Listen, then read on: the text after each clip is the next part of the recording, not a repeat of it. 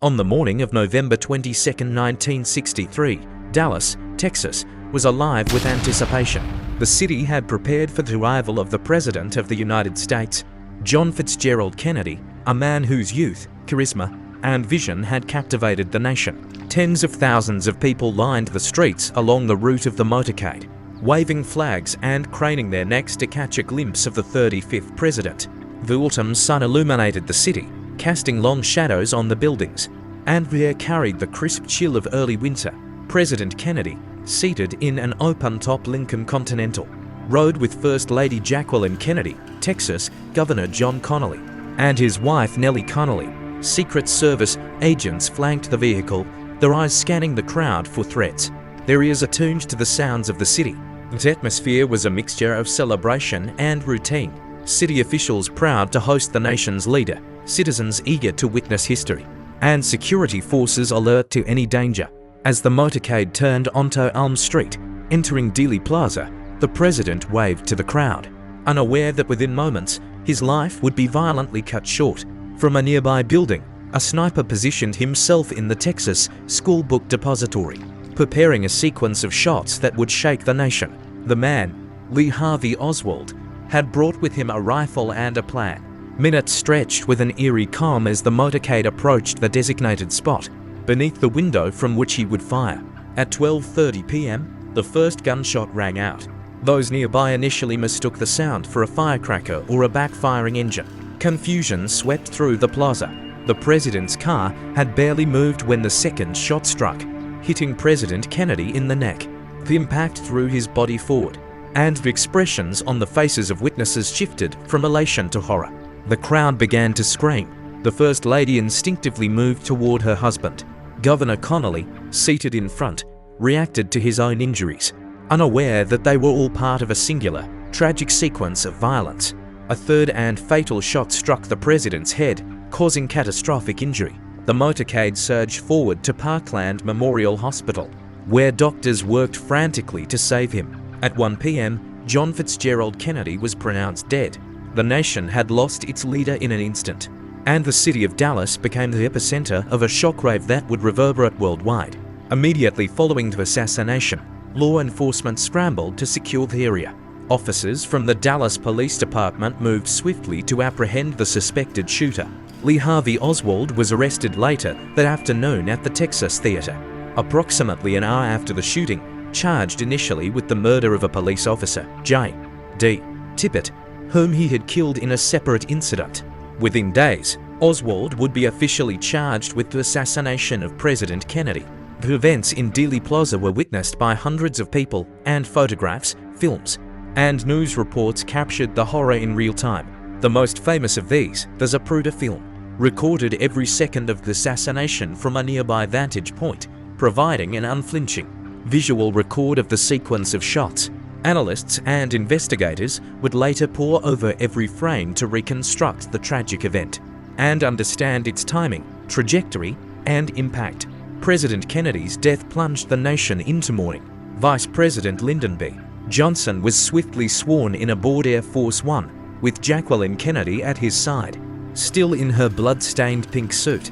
The transition of power occurred under circumstances of unimaginable gravity, highlighting both the resilience of governmental structures and the profound vulnerability of public figures. The immediate aftermath also prompted an intense investigation. The Warren Commission, established by President Johnson in 1963, undertook the task of examining all available evidence to determine the facts of the assassination. Through witness testimony, ballistic analysis, and examination of Oswald's background, the commission concluded that he had acted alone, firing from the 6th floor of the Texas School Book Depository. This conclusion, while widely accepted by some, has been the subject of scrutiny, debate, and conspiracy theories for decades. The assassination not only ended a life but also marked a turning point in American history. It created a collective trauma felt across generations and ignited questions about national security, political violence, and the fragility of democracy. Dealey Plaza became a symbol of both tragedy and historical significance, a place where ordinary citizens witnessed an extraordinary and devastating moment that would forever alter the course of the 20th century. Part to the news of President Kennedy's death spread across Dallas with a speed that seemed almost instantaneous. Radios crackled in homes, offices, and public spaces, delivering the words that Americans could scarcely comprehend. The president is dead. Streetcars slowed, cars stopped, and pedestrians froze as disbelief swept through the city. Television broadcasts, still in their early decades, interrupted regular programming to relay the tragic event to millions. People who had been celebrating or going about their daily routines were suddenly confronted with a profound national calamity. Law enforcement faced the monumental task of securing the city and preventing further violence. Officers cordoned off Dealey Plaza, questioning witnesses, collecting evidence, and attempting to reconstruct the timeline of shots fired from the Texas School Book Depository. Thousands of pages of testimony, photographs, and physical evidence would later form the basis of official investigations. But on that day, the priority was immediate containment and public reassurance. Meanwhile, Lee Harvey Oswald, now in police custody, presented a complex and troubling figure. His background included a defection to the Soviet Union, service in the U.S. Marine Corps, and involvement with pro-Castro organizations. Oswald's movements, both before and after the assassination, were meticulously traced by investigators. He had been seen carrying a long package into the book depository building on the morning of November 22nd, later identified as the rifle used in the assassination. Witnesses also placed him on the 6th floor shortly before the shots were fired. Oswald's apprehension, however, did not end the turmoil. On November 24th, while being transferred from the city jail to the county jail, Oswald was shot at close range by Jack Ruby, a nightclub owner with personal connections and a volatile temper. The shooting was captured on live television, broadcasting the murder of the alleged assassin to millions. Ruby was immediately arrested, and the nation was left in a state of further shock and disbelief. The killing of Oswald prevented a full criminal trial, leaving many questions unanswered and fueling speculation about potential conspiracies. The medical and forensic examination of President Kennedy's body revealed the precise nature of his injuries. The second shot had caused a fatal wound to the upper back and neck, while the final shot inflicted massive trauma to the head. The trajectory of the bullets, combined with the positions of the president and Governor Connolly, became a focal point of analysis. The Warren Commission's investigation concluded that the shots had been fired from above and behind, consistent with the location of the sniper in the book depository. The immediate political response was critical. Vice President Lyndon B. Johnson, aware of the fragility of the moment, was sworn in aboard Air Force One at 2:39 p.m. Just hours after Kennedy's death, Jacqueline Kennedy, still in the blood-stained pink suit she had worn during the assassination, stood at his side. The inauguration of Johnson symbolized the resilience of governmental continuity, even as the nation grieved and the Capitol prepared for a period of intense mourning. The funeral of John F. Kennedy, held on November 25, 1963, became a monumental event in American history. Millions lined the streets of Washington, D.C., while the ceremony, broadcast globally, combined somber national mourning with a recognition of Kennedy's lasting legacy. His casket, draped into American flag, passed slowly along Pennsylvania Avenue, accompanied by military honor guards and a procession of dignitaries.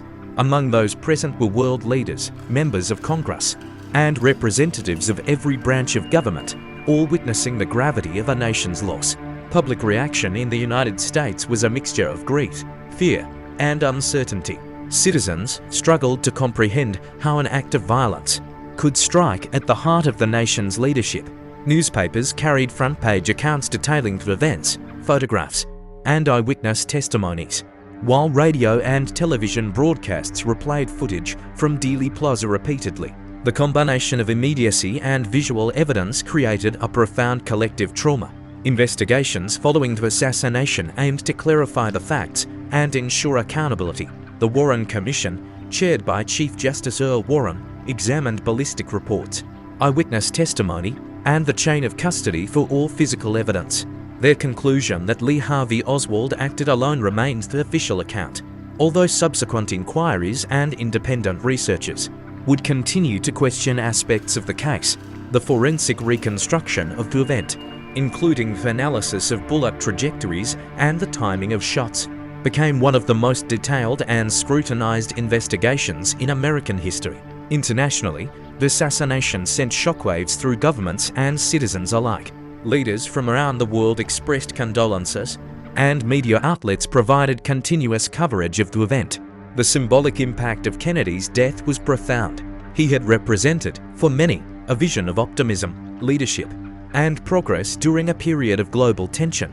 His sudden removal from the political stage underscored the vulnerabilities of even the most prominent individuals. The lasting legacy of the assassination was not only in the immediate grief it caused, but also in the profound changes it prompted in national security protocols. The Secret Service undertook extensive reforms, enhancing protection measures for future presidents, analyzing gaps in operational procedures, and revising protocols for public appearances.